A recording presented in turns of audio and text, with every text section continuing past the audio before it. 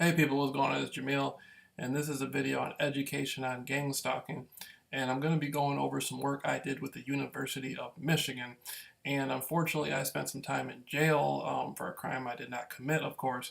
And when I was in jail, I wrote a letter to the University of Michigan explaining to them my circumstance, asking them could they help me with an appeal. They sent me a letter back saying, hey, we usually don't do that.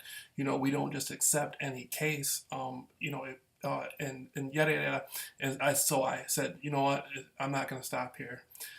I wrote them back additional letters, and I was very articulate. I broke down to them my perception of what gang stalking actually was and how I ended up in jail and everything. And so they sent me this. They sent me a package.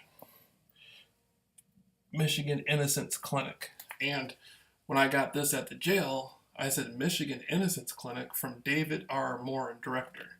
So this is from David R. Morin, the director of the Michigan Innocence Clinic, University of Michigan, South Hall, 701 Southgate Street, Ann Arbor, Michigan, 48109 309.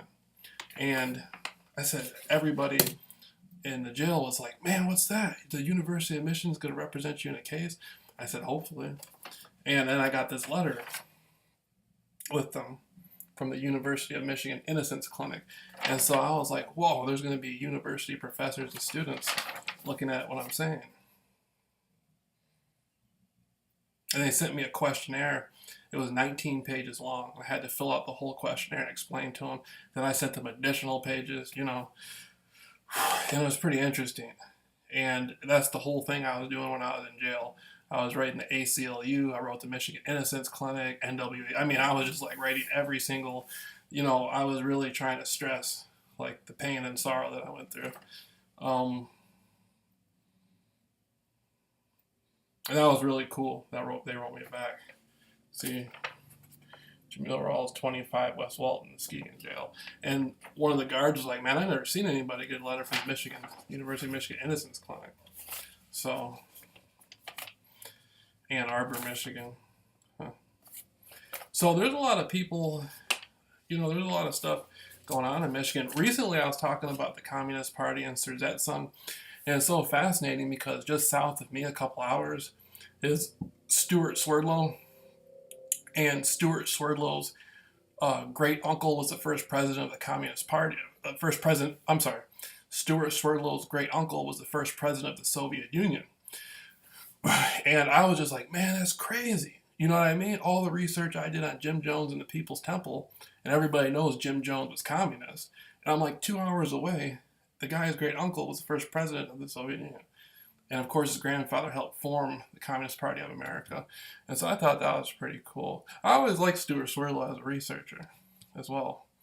And Stuart Swerdlow expansion site is really amazing. He is very knowledgeable in hyperspace, extraterrestrial technology. He even had a brother from on his page. Stuart Swerdlow is white, Jewish. He's Jewish, right? Jewish white, I believe. But he had a brother on there, and he's not on there anymore. And I was like, man, Stuart Swerdlow got a brother on his page. You know what I mean? He's not racist, And it was a guy. What's his name? Elvin Ezzy, and it was on expansion site, and he was saying he had spent 10 years in Dubai and India and all that stuff, and the brother's not on the site anymore. And I was like, what happened with that? But there's other researchers in Michigan too. Rob Gothier is from Kalamazoo, Michigan.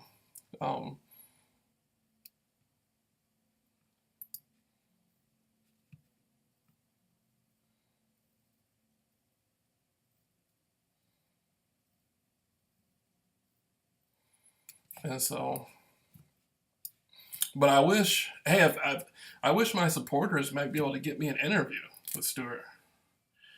Stuart's off the hook, man. Good stuff.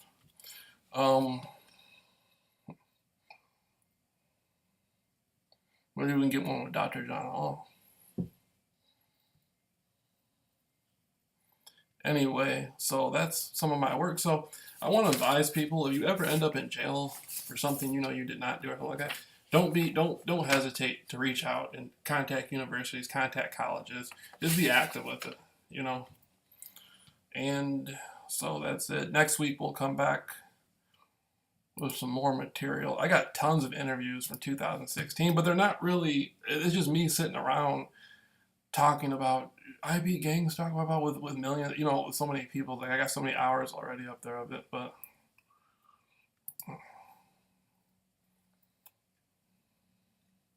anyhow, that's education on gang stalking.